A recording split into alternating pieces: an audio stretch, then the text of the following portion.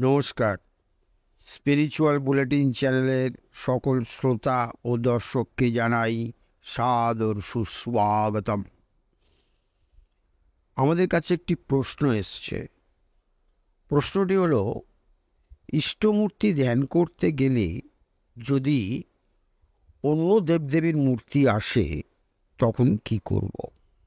অতি চমৎকার প্রশ্ন। এবং এটা ঘটনা যখনই ধ্যান করা হয় ইষ্টমূর্তির, তখন অনেক সময় দেখা যায় যে ইষ্টের মূর্তির পরিবর্তে অন্য দেবদেবীর মূর্তি মনে চলে আসছে, মনের ওপরে ছায়াপাত করছে, রেখাপাত করছে। এবং সবথেকে বড় কথা, এটা অনেকের ক্ষেত্রেই হয়ে থাকে। এমন অবস্থায় কি করা উচিত? তাই তো এই প্রশ্নের উত্তর আমরা পেয়েছি স্বামী ব্রহ্মানন্দজির লেখা থেকে। স্বামী ব্রহ্মানন্দজি ছিলেন শ্রীরামকৃষ্ণের অন্তরঙ্গ শিষ্য পার্ষদ। তাকে বলা হতো শ্রীরামকৃষ্ণের মানসপুত্র। তাকে প্রশ্ন করেছিলেন জনৈক ভক্ত। প্রশ্নটি ছিল, ইষ্টমূর্তি ধ্যান করতে গেলে যখন অন্য দেবদেবীর মূর্তি চলে আসে তখন কি করা উচিত? উত্তরে স্বামী ব্রহ্মানন্দজি অতি অসাধারণ চমৎকার কথা বলেছিলেন।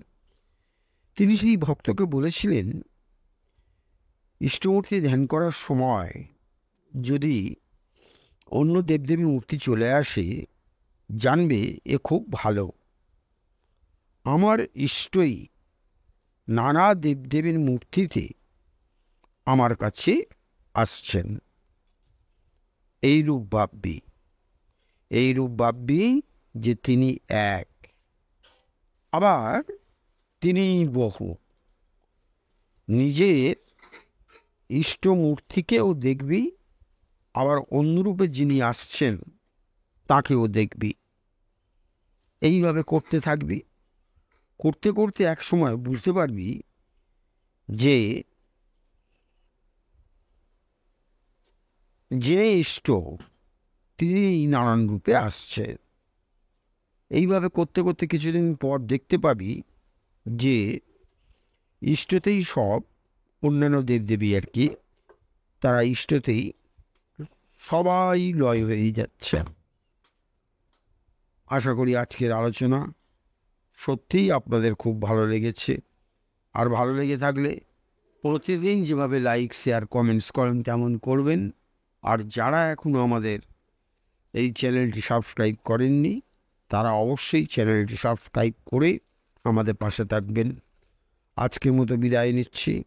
আবার আগামীকাল কথা হবে। সকলে খুব ভালো থাকুন, আনন্দে থাকুন। নমস্কার, ধন্যবাদ।